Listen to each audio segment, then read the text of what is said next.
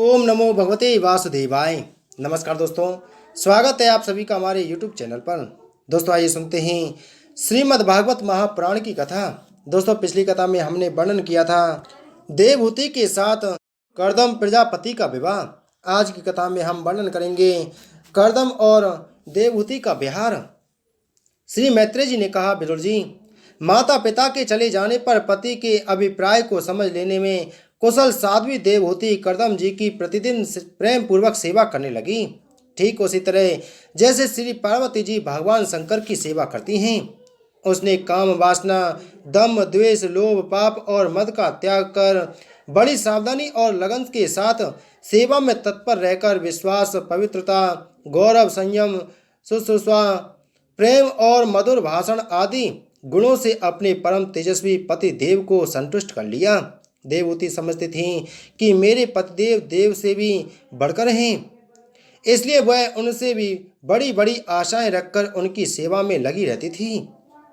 इस प्रकार बहुत दिनों तक अपना अनुवर्तन करने वाली उस मनुपुत्री को व्रत आदि का पालन करने से दुर्बल हुई देखकर देवर्षि श्रेष्ठ कर्दम को दयावश कुछ खेद हुआ और उन्होंने उससे प्रेम गदगद वाणी में कहा। कर्दम जी बोले, मनुनंदिनी, तुमने मेरा बड़ा आदर किया है। मैं तुम्हारी उत्तम सेवा और परम भक्ति से बहुत संतुष्ट हूँ। सभी देहधारियों को अपना शरीर बहुत प्रिय एवं आदर की वस्तु होता है, किंतु तुमने मेरी सेवा के आगे उसके क्षीण होने की भी कोई परवाह नहीं की। अतः अपने धर्म का पालन करते रहने से मुझे तप, समाधि, उपासना और योग के द्वारा जो भय और शोक से रहित भगवत प्रसाद स्वरूप विभूतियां प्राप्त हुई हैं, उन पर मेरी सेवा के प्रभाव से अब तुम्हारा भी अधिकार हो गया है। मैं तुम्हें दिव्य दृष्टि प्रदान करता हूँ, उसके द्वारा तुम उन्हें देखो। अन्य जितने भी भोग हैं वे तो भगवान श्री हरि के भ्रकुटी विलास मात्र से नष्ट हो जाते हैं, अतः वे इनके आगे कुछ भी नहीं है। तुम मेरी सेवा से भी कृतार्थ हो गई हो। अपने पातिव्रत धर्म का पालन करने से तुम्हें ये दिव्य भोग प्राप्त हो गए हैं, तुम इन्हें भोग सकती हो। हम राजा हैं, हमें सब कुछ सुलभ है। इस प्रकार जो अभिमान आदि विकार हैं, उनके रहते हुए मनुष्यों को इन दिव्य भोगों की प्राप्ति होनी कठिन है।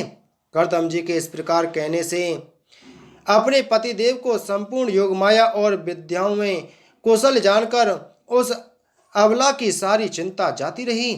उसका मुख किंचित संकोच भरी चितवन और मधुर मुस्कान से खिल उठा और वह विनय एवं प्रेम से गदगद वाणी में इस प्रकार कहने लगी।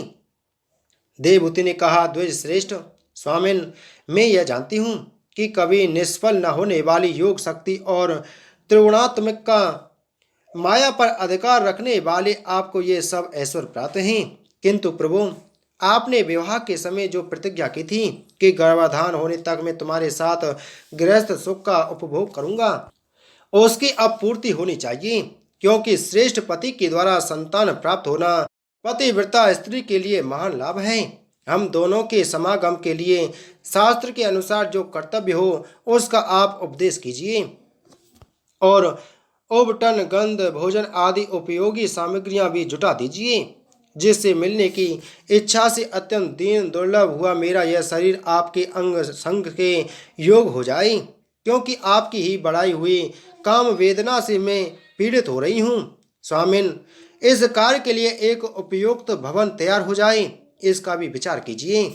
मैत्रेय जी कहते हैं, विदुर जी, कर्दम मुनि ने अपनी प्रिया की इच्छा पूर्ण करने के लिए उसी समय योग में स्थित होकर एक विमान रचा, जो इच्छा अनुसार सर्वत्र जा सकता था। यह विमान सब प्रकार के इच्छित भोग सुख प्रदान करने वाला, अत्यंत सुंदर, सब प्रकार के रत्नों से युक्त, सब संपत्तियों की उत्तरोत्तर वृद्धि से संपन्न तथा मणिमय खम्भों से सुशोभित था। वह सभी ऋतुओं में सुखदायक था और उसमें जहाँ तहाँ सब प्रकार की दिव्य सामग्रियां रखी हुई थीं तथा उसे चित्र विचित्र रेशमी झंडियों और पताकाओं से खूब सजाया गया था, जिन पर ब्राह्मणगण मधुर गुंजान कर रहे थे। ऐसे रंग बिरंगे पुष्पों की मालाओं से तथा अनेक प्रकार के सूती और रेशमी वस्त्रों से वह अत्यंत शोभायमान हो रहा था। एक के ऊपर एक बनाए हुए कमरों में अलग अलग रखी हुई सैया, पलंग, पंखे और आसनों के कारण वह बड़ा सुंदर जान पड़ता था। जहाँ तहाँ दीवारों में की हुई शिल्प रचना से उसकी अपूर्व शोभा हो रही थी। उसमें पन्ने का फर्श था और बैठने के लिए मूंगे की बेदियां बनाई गई थीं।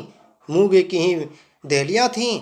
उसके द्वारों में हीरे की किवाड़ थी तथा इंद्रनील मणि के शिखरों पर सोने के कलश रखे हुए थे।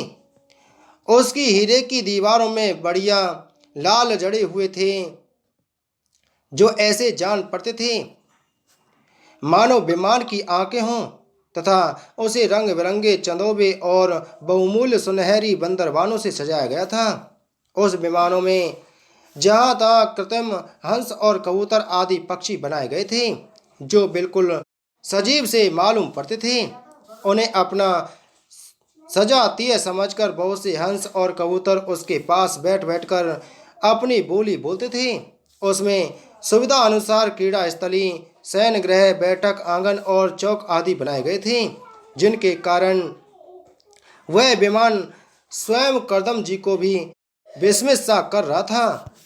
ऐसे सुंदर घर को भी जब देवहूति ने बहुत प्रसन्न चित्त से नहीं देखा तो सबके आंतरिक भाव को परख लेने वाले करदम जी ने स्वयं ही कहा, भीरू, तुम इस बिंदु सरोवर में स्नान करके विमान पर चढ़ आओ। यह विष्णु भगवान का रचा हुआ तीर्थ मनुष्यों को सभी कामनाओं की प्राप्ति कराने वाला है। बोलो श्रीमद् भागवत महापुराण की जय। बोलो श्री कृष्णचंद्र भगवान की जय।